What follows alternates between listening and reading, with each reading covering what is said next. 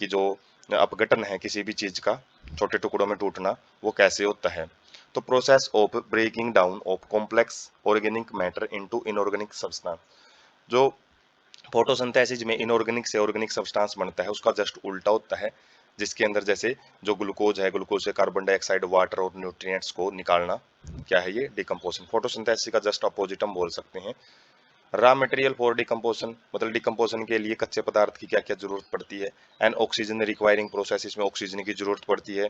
Dead plant remain such as leave, bark, flower, कि कुछ भी हो सकता है जो प्लांट के जो डेड प्लांट मतलब मरे हुए प्लांट के कुछ भाग, जैसे कि लीव्स पत्ते, बार्क छाल, फ्लावर फूल। And dead remains of animal including faecal matter, तो हो सकता है एनिमल्स का डेड रिमेन्स, मतलब जैसे कि फिकल मैटर वगैरह हो जाता है, कोई भी जैसे कुछ ऑर्गन वगैरह होते हैं, या फिर कुछ जैसे पेड़ वगैरह होते हैं वो लिविंग है खुद, लेकिन उसकी जो स्टेम वगैरह होती हैं, टहनियाँ वगैरह जब टूट के गिरती हैं तो डेड रिमेन्स कहलाती हैं। Factors affecting rate of decomposition, ऐसे कौन से फैक्टर हैं जो कि रेट ऑफ कंपोजिशन को कम ज्यादा करते हैं। जैसे chemical composition of detritus, detritus क्या होता है, ये डेड सब्सटेंस होता है, उसको बोलते हैं। तो rate is slower if detritus is rich in lignin and chitin, ये हार्ड सब्सटेंस होते हैं, इनको तोड़ना बड़ा मुश्किल होता है। अब जब इनको तोड़ना ही मुश्किल है तो डेट्रिटस फूड चेन भी आगे हम देखेंगे, जिसके अंदर जो डिकम्पोजर है वो अपना खाना भी लेते हैं इसे, और इसको तोड़ने से जो भी इनको एनर्जी मिलती है और साथ में मिट्टी में न्यूट्रिएंट्स मिला भी देते हैं। तो जो उनका डिकम्पोजन प्रोसेस है वो स्लो हो जाता है। एंड क्विकर, क्विकर कब होएगा, if the detritus is rich in nitrogen and waste soluble substance like sugar, और यदि आसानी से तोड़े जाने वाले यदि उसमें सब्सटेंस हैं तो क्या है, उसकी जो डिकम्पोजिशन प्रोसेस है वो फास्ट रहेगी। इसी प्रकार से क्लाइमेटिक फैक्टर हैं जैसे टेम्परेचर एंड सोइल हैं, ये भी बड़ा इफेक्ट करते हैं। Warm and moist environment favour decomposition, यदि एनवायरनमेंट गर्म है और नमी है वातावरण में, जैसे फंगस वगैरह हम देखते हैं जो कवक वगैरह, जब कब ज्यादा उगते हैं, जब गर्म मौसम होता है और साथ में नमी भी होती है, जैसे रेनी सीजन में हमको ये कंडीशन दोनों मिल जाती हैं। जबकि यदि टेम्परेचर लो है, सर्दियां हैं जैसे, और एनएरोबियोसिस का मतलब है जो वहाँ पे जो एयर वगैरह नहीं है, ऑक्सीजन वगैरह नहीं है, तो उसकी वजह से जो डिकम्पोजिशन है वो रुक जाती है, वो बिल्कुल भी नहीं हो पाएगी। उसके बाद है जो डिकम्पोजिशन है उसको हम साइकिल से समझते हैं, जैसे फोटोसिंथेसिस जो स्टार्टिंग में, और फोटोसिंथेसिस से जो ग्रीन प्लांट्स ने जो भी ऑर्गेनिक मटेरियल तैयार किया, जैसे ही ये पत्ता गिर गया तो ये क्या हो गया, सड़ना शुरू हो गया, और इसके जो डिकम्पोजिशन वगैरह के जरिए क्या किया, ऑर्गेनिक रिच सॉइल के अंदर ये चला गया, और जो ऑर्गेनिक रिच सॉइल में इसके अलग अलग जो इसके कंपोनेंट थे, अलग अलग जो बैक्टीरिया वगैरह हैं वो उसको डिकम्पोज कर देते हैं, अर्थवॉर्म बैक्टीरिया या माइट्स वगैरह होते हैं जो कि कीट कीट वगैरह होते हैं सॉइल के अंदर, उसको कन्वर्ट कर देते हैं। जबकि इसी डेड से हो सकता है मशरूम वगैरह जो फंजाई हैं वो उगजे, और फंजाई को वापस इन अर्थवॉर्म के द्वारा मिट्टी में मिला दिया जाता है, ऑर्गेनिक रिच सॉइल बन जाती है, और इसी ऑर्गेनिक रिच सॉइल को फिर प्लांट वापस यूज कर लेते हैं, और ये साइकिल है जो फोटोसिंथेसिस का डिकम्पोजिशन का वो चलता रहता है। तो ये डिकम्पोजिशन साइकिल हम यहाँ से समझ सकते हैं। उसके बाद है स्टेप क्या क्या आते हैं डिकम्पोजिशन में। सबसे पहला स्टेप है फ्रेगमेंटेशन, फ्रेगमेंटेशन का मतलब होता है छोटे टुकड़ों में तोड़ना। Breaking down of detritus into, जो भी डेड मैटर होता है, डेड ऑर्गेनिक मैटर, उसको छोटे टुकड़ों में तोड़ना, किसके द्वारा, डेट्रीवोर्स के द्वारा। डेट्रीवोर्स क्या होते हैं, जो कि ये काम करने का, जो ये डिकम्पोजिशन का काम करना स्टार्ट करते हैं, जैसे अर्थवर्म, केंचुए होते हैं। उसके बाद दूसरी प्रोसेस है लीचिंग। लीचिंग में क्या होता है, water soluble inorganic nutrient go down into the soil horizon and get precipitated as unavailable salt. तो जो भी वाटर सोल्यूबल और इनऑर्गेनिक मटेरियल न्यूट्रिएंट वगैरह होते हैं जो पानी में आसानी से घुल जाते हैं, तो जैसे पानी वहां पे आएगा उस एरिया के अंदर, तो पानी के साथ रिश्ते रिश्ते मिट्टी की गहरी परतों में चले जाते हैं, जिसकी वजह से वो साल्ट है फिर वो इतना ज्यादा गहरी में चला जाता है, उसको यूज नहीं किया जा सकता।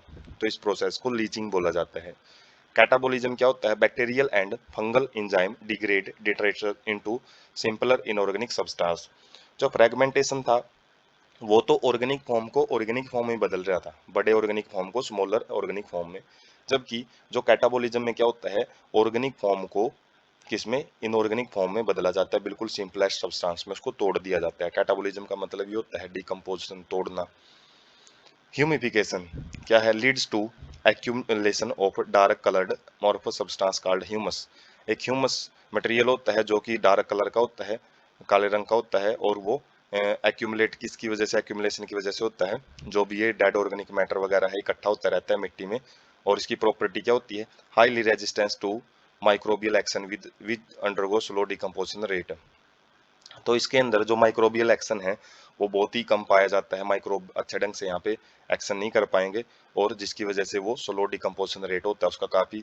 Being colloidal in nature it serves as reservoir of nutrients, और ये क्या करता है, जितने भी न्यूट्रिएंट होते हैं मिट्टी में उसको एक रिजर्वोयर का काम करता है। मतलब यदि ह्यूमस है मिट्टी में तो वो काफी उपजाऊ मानी जाती है।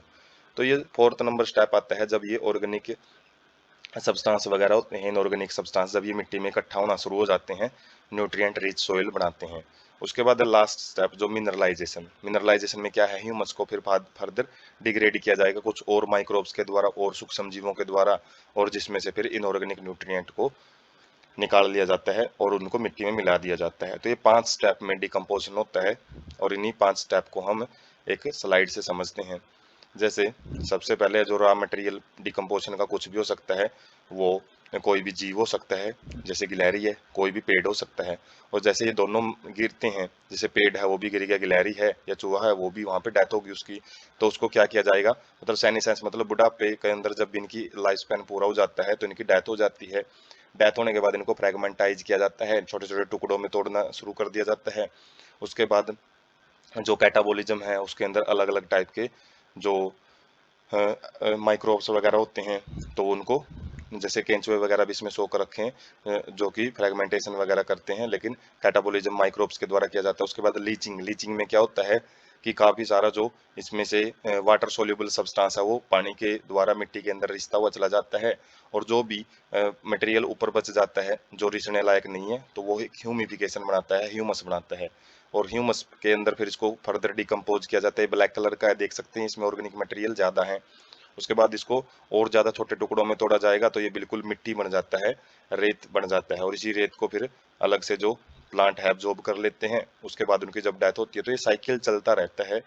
ऐसा नहीं है कि एक यूनिडायरेक्शनल फ्लो है, इसके अंदर जो साइकिल है वो कंप्लीट होता है। तो एक बार जो ऑर्गेनिक मैटर को इनऑर्गेनिक में, फिर इनऑर्गेनिक को ऑर्गेनिक में, इस तरीके से कन्वर्जन किया जाता है।